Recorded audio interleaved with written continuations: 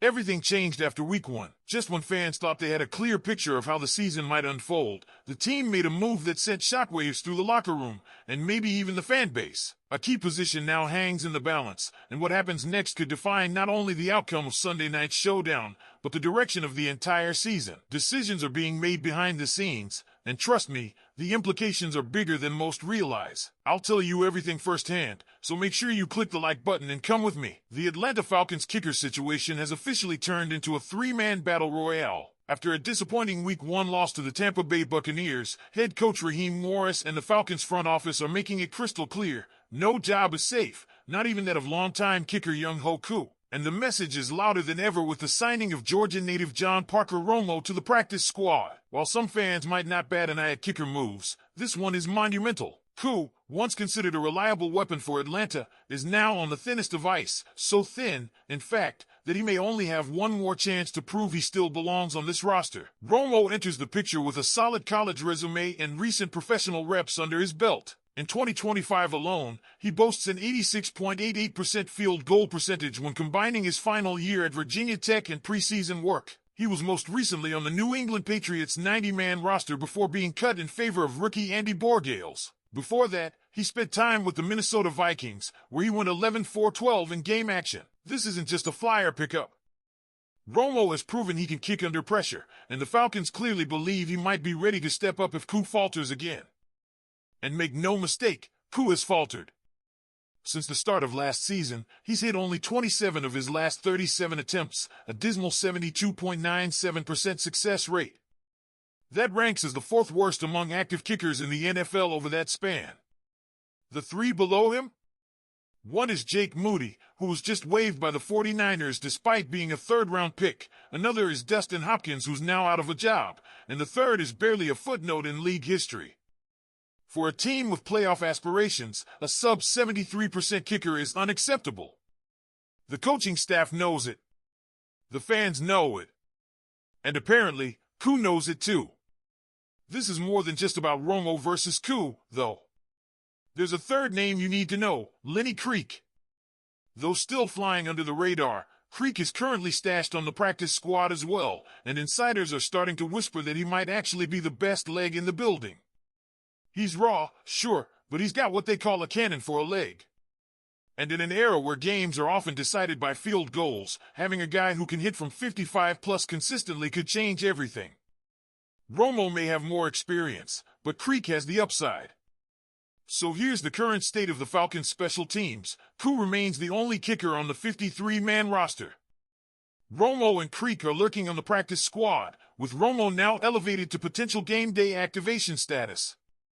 But with the Vikings matchup looming under the bright lights of Sunday Night Football, the stakes couldn't be higher. If Koo doesn't deliver, and we're talking perfection, a 2-4-2 or 3-4-3 kind of night, he could be gone as early as Monday. This coaching staff isn't bluffing. The leash is short, and the countdown has begun. And speaking of that Vikings game, it's not just the kicker spot under the microscope.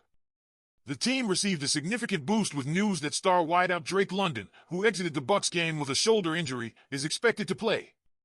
After initial concern that his injury might be more serious, he's been labeled day-to-day and, perhaps more importantly, left off the official injury report altogether. That's massive news for Atlanta's offense, especially as they prepare to face one of the most aggressive defensive coordinators in football, Brian Flores. Flores, now leading the Vikings defense, has built a reputation as the NFL's blitz king. Last season, his unit led the league in blitz rate, sending extra pressure nearly 40% of the time. And after watching what he did to the Chicago Bears on national television, Falcons fans should be concerned. Flores doesn't care if you're a rookie or a vet. If he smells blood in the water, he's sending the house. Young quarterbacks tend to fold under that kind of pressure, and if the Falcons' O-line isn't up to the task, it could be a long night. The Bears might have lost that game, but they unintentionally handed Atlanta a blueprint for how to slow down Minnesota's offense and disrupt J.J. McCarthy. That starts with protecting the quarterback and countering the blitz with smart, fast reads. Having Drake London healthy and on the field is crucial.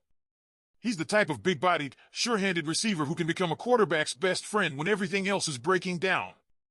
And let's not forget, he's the unquestioned WR1 on this roster. You don't want to go into a primetime matchup without your top target, and now, thankfully, it looks like the Falcons won't have to. That being said, other names do still appear on the injury report. Darnell Mooney, Jack Nelson, DeMarco Hellams, and Tyrone Wheatley Jr. remain questionable, but all eyes will be on how London's return helps open up the offense and alleviate pressure from the quarterback. The Vikings are going to bring the heat, and it's on Atlanta to respond with poise, precision, and a revamped kicking game that doesn't sabotage drives ending in field goal territory. With all these pieces in motion, it feels like a turning point is approaching. The Falcons are either going to respond to Week 1's disappointment with grit and execution, or risk falling into an early season spiral. And it all starts with this kicker competition. So let's hear it, Falcons fans. If you had to pick your guy to face the Vikings, Koo, Romo, or Creek, who are you rolling with? Let me know in the comments. If you're still riding with Young-Ho Koo, you're betting on a bounce back that's becoming harder and harder to believe in. The numbers don't lie, and neither does the tape.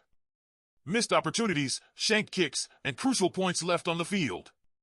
It's no longer a cold streak. It's a pattern. And with both John Parker Romo and Lenny Creek breathing down his neck, the pressure is mounting. Romo has actual NFL game reps and a proven track record from his time with the Vikings.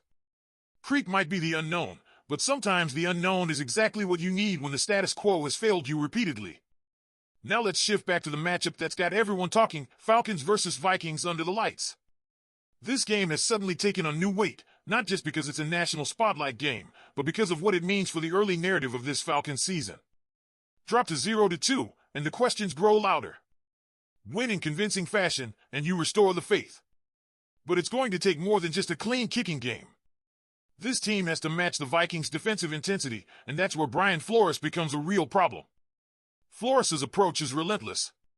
He doesn't just blitz for the sake of pressure, he designs chaos. It's calculated. Disguised.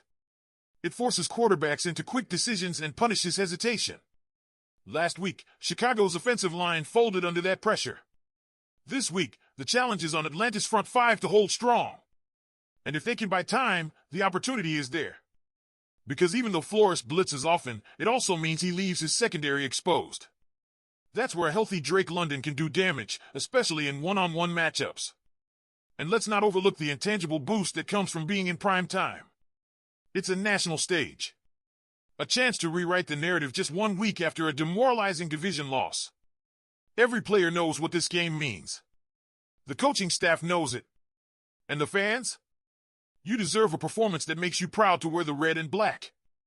This is the game where we find out what kind of team the 2025 Falcons really are. But now, I want to hear from you.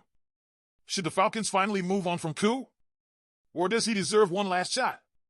Let your voice be heard in the comments.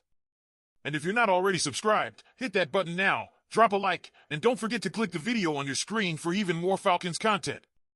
The latest news, injury updates, and behind-the-scenes insight, you'll find it all right here first. Go Falcons!